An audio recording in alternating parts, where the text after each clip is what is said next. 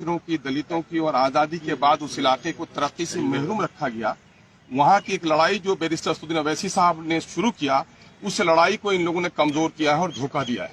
इन लोगों ने धोखा किया है, बल्कि सीमांचल की वो गरीब और महरूम जनता जो इंसाफ की तलब के लिए एमआईएम का झंडा उठाया था, इनको वोट देकर जिताया था, उस जनता को धोखा दिया है। वो कौन है? वो गरीब हैं, किसान हैं, मजदूर हैं, परदेसी मजदूर हैं, सैलाब से परेशान हाल लोग हैं, अनपढ़ लोग हैं, दवा से महरूम लोग हैं, बेरोजगार लोग हैं, उनको धोखा दिया है। मैं समझता हूँ मीर जाफरों के साथ ही मैं समझता हूँ कि राजद जैसी पार्टी जो कभी माई समीकरण की बात करती थी, अकलियतों की, विशेषकर मुसलमानों की बड़ी बात करती थी, और आज अकलियतों के दरमियान में पार्टी उठकर आई है, अकलियतों की आबादी से उठकर आई है, अल्पसंख्यक लोग जीत कर आए, अल्पसंख्यक के लोगों ने उस इलाके में अपने समस्याओं के समाधान के लिए उनको वोट दिया है, इनको तोड़ने का काम किया है, तो मैं समझता हूं कि आने वाले दिनों में इसकी बड़ी कीमत चुकानी पड़ेगी।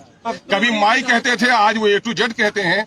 मैं समझता हूं कि इस वक्त पूरे बिहार में माइनॉरिटी के लोगों की जितनी आस्था जुड़ी है एमआईएम से, उस आस्था को खत्म नहीं कर सकते थे। बल्कि मैं दावे के साथ कहता हूं, मैं एक टूटा था तो 5 लेकर आया था, आज 4 टूटे हैं तो 24 लेकर एमआईएम आएगी और ऐसे लोगों को भी धूल चटाने का काम करेगी। इससे हमारी पार्टी में कोई घबराहट नहीं है। जाने वाले चले गए, ले जाने वाले लेके चले गए। मीर जाफर का किरदार जिसने अदा किया, और जिन लोगों ने अकलियतों में गुजरात में गर्दनें काटी हैं, जिन लोगों ने बाबरी मस्जिद तोड़ी है, अकलियत के लोगों ने ऐसे लोगों को माफ नहीं किया है। मैं समझता हूं कि अकलियत के लोग, अकलियत की उठती हुई ताकत को जिन लोगों ने तोड़ा है, उसको भी माफ नहीं करेंगे।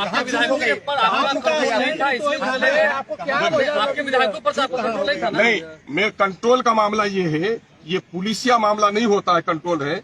उनको इतनी आजादी मिलनी चाहिए, सोच समझ की आजादी मिलनी चाहिए।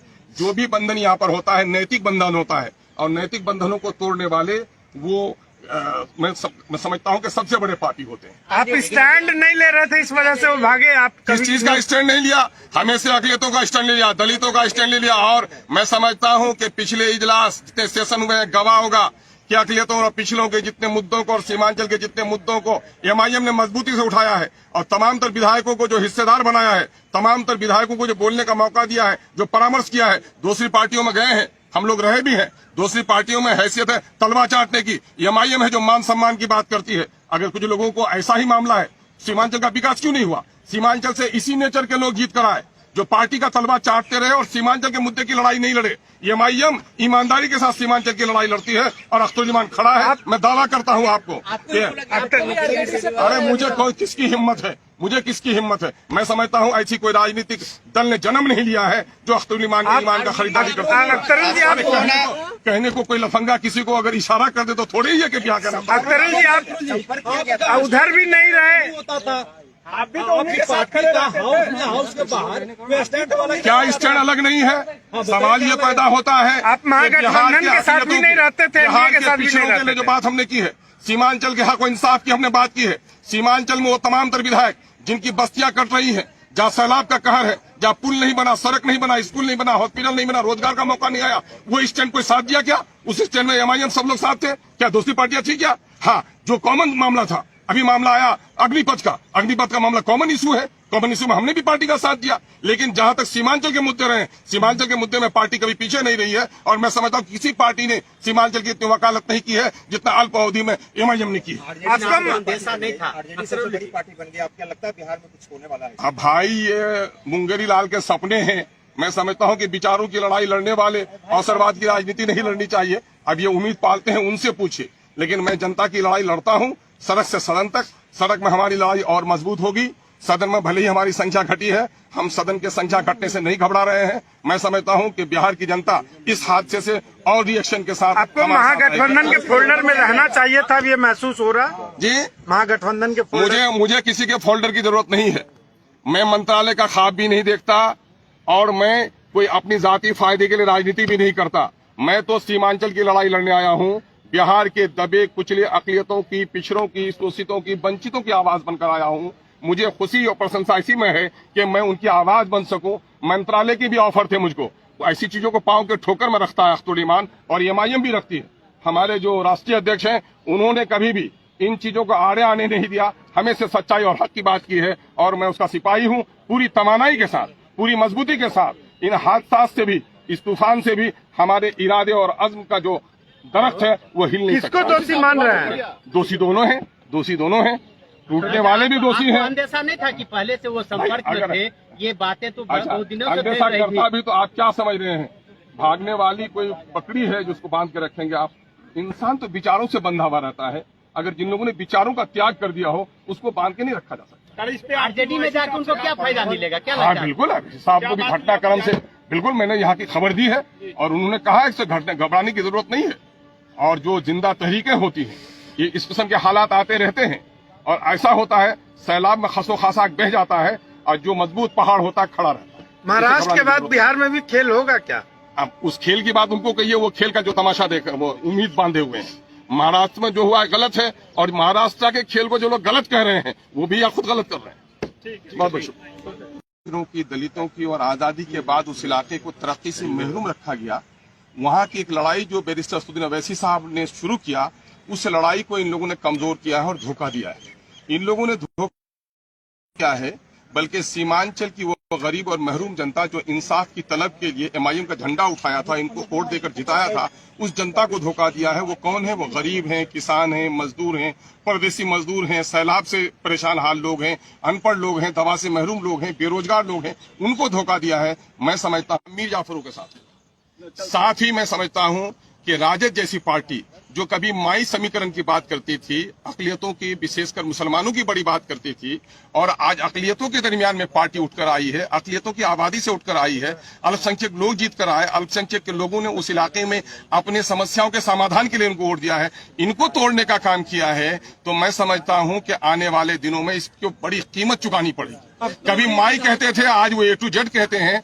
मैं समझता हूं कि इस वक्त पूरे बिहार में माइनॉरिटी के लोगों की जितनी आस्था जुड़ी है एमआईएम से, उस आस्था को खत्म नहीं कर सकते थे। बल्कि मैं दावे के साथ कहता हूं, मैं एक टूटा था तो 5 लेकर आया था, आज 4 टूटे हैं तो 24 लेकर एमआईएम आएगी और ऐसे लोगों को भी धूल चटाने का काम करेगी। इससे हमारी पार्टी में कोई घबराहट नहीं है। जाने वाले चले गए, ले जाने वाले लेके चले गए। मीर जाफर का किरदार जिसने अदा किया और जिन लोगों ने अकलियतों में गुजरात में गर्दनें काटी हैं, जिन लोगों ने बाबरी मस्जिद तोड़ी है, अकलियत के लोगों ने ऐसे लोगों को माफ नहीं किया है। मैं समझता हूं कि अकलियत के लोग, अकलियत की उठती हुई ताकत को जिन लोगों ने तोड़ा है उसको भी माफ नहीं करेंगे। आपके विधायकों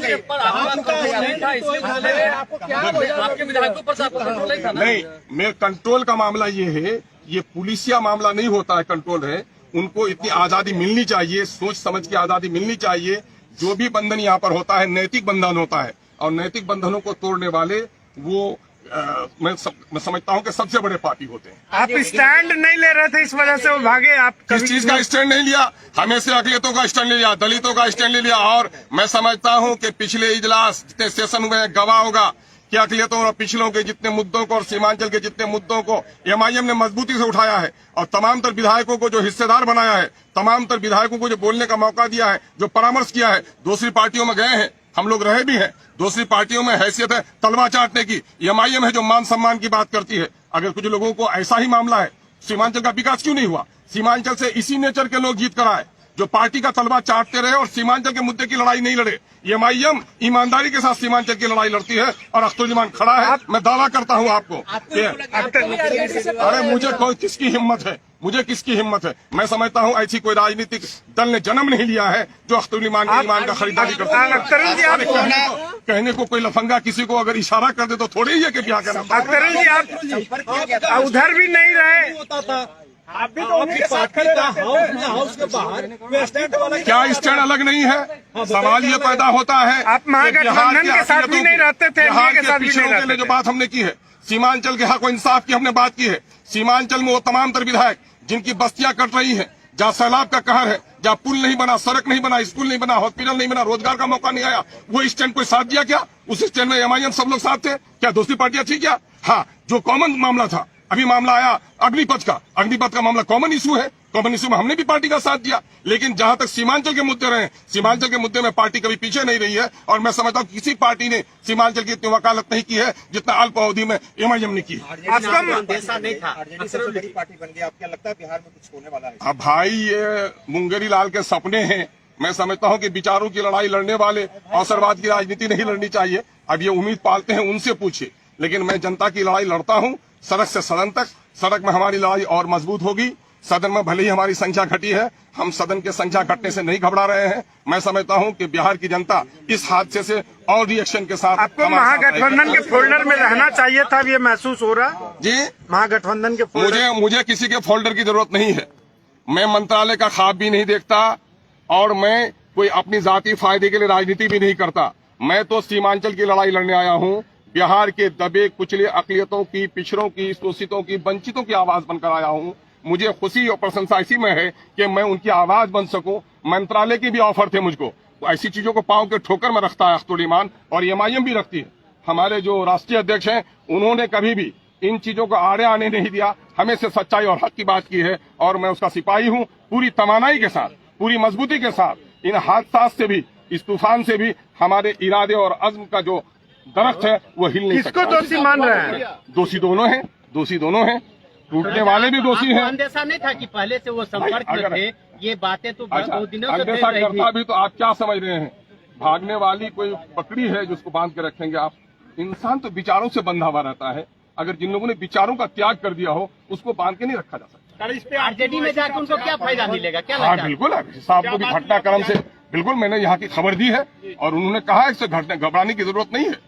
और जो जिंदा तहरीकें होती हैं, ये इस किस्म के हालात आते रहते हैं और ऐसा होता है सैलाब में खसो खासा बह जाता है और जो मजबूत पहाड़ होता है खड़ा रहता है। महाराष्ट्र के बाद बिहार में भी खेल होगा क्या? अब उस खेल की बात उनको कहिए, वो खेल का जो तमाशा देख वो उम्मीद बांधे हुए हैं। महाराष्ट्र में जो हुआ है गलत है और महाराष्ट्र के खेल को जो लोग गलत कह रहे हैं वो भी खुद गलत कर रहे हैं। बहुत बहुत शुक्रिया। की, दलितों की और आजादी के बाद उस इलाके को तरक्की से महरूम रखा गया।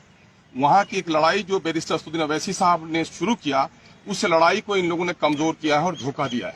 इन लोगों ने धोखा किया है, बल्कि सीमांचल की वो गरीब और महरूम जनता जो इंसाफ की तलब के लिए एमआईएम का झंडा उठाया था, इनको वोट देकर जिताया था, उस जनता को धोखा दिया है। वो कौन है? वो गरीब हैं, किसान हैं, मजदूर हैं, परदेसी मजदूर हैं, सैलाब से परेशान हाल लोग हैं, अनपढ़ लोग हैं, दवा से महरूम लोग हैं, बेरोजगार लोग हैं, उनको धोखा दिया है। मैं समझता हूँ मीर जाफरों के साथ ही मैं समझता हूँ कि राजद जैसी पार्टी जो कभी माई समीकरण की बात करती थी, अकलियतों की, विशेषकर मुसलमानों की बड़ी बात करती थी, और आज अकलियतों के दरमियान में पार्टी उठकर आई है, अकलियतों की आबादी से उठकर आई है, अल्पसंख्यक लोग जीत कर आए, अल्पसंख्यक के लोगों ने उस इलाके में अपने समस्याओं के समाधान के लिए उनको वोट दिया है, इनको तोड़ने का काम किया है। तो मैं समझता हूं कि आने वाले दिनों में इसको बड़ी कीमत चुकानी पड़ेगी। कभी माई कहते थे, आज वो A to Z कहते हैं।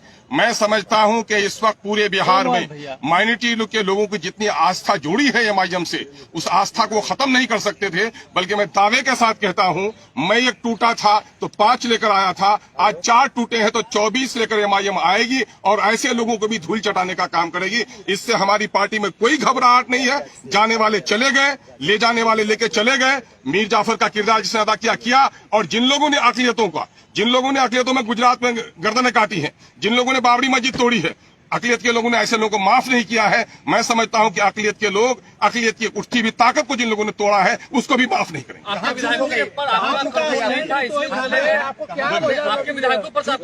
नहीं, मेरे कंट्रोल का मामला ये है, ये पुलिसिया मामला नहीं होता है, कंट्रोल है। उनको इतनी आजादी मिलनी चाहिए, सोच समझ की आजादी मिलनी चाहिए।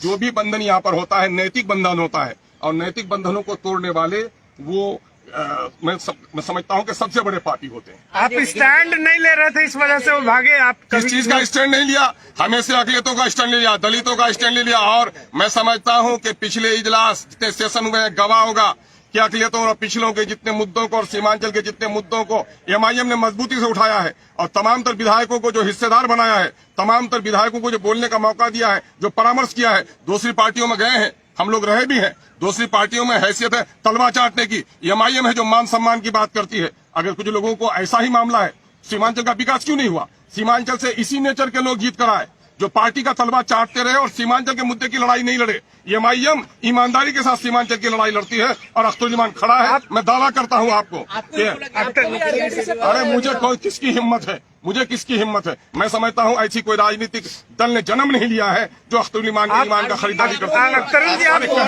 कहने को कोई लफंगा किसी को अगर इशारा कर दे तो थोड़ी ही है कि क्या करना। अख्तर जी, आप उधर भी नहीं रहे, आप भी तो उन्हीं के साथ खड़े रहते थे। हाउस के बाहर वे स्टैंड वाला क्या स्टैंड अलग नहीं है?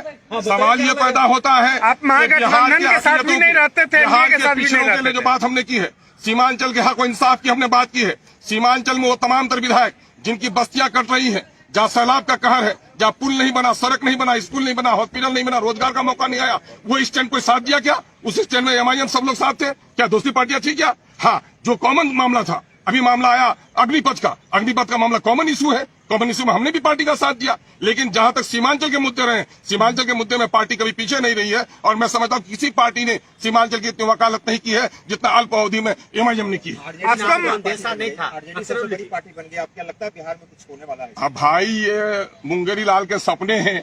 मैं समझता हूं कि विचारों की लड़ाई लड़ने वाले अवसरवाद की राजनीति नहीं लड़नी चाहिए। अब ये उम्मीद पालते हैं उनसे पूछिए, लेकिन मैं जनता की लड़ाई लड़ता हूं सड़क से सदन तक। सड़क में हमारी लड़ाई और मजबूत होगी।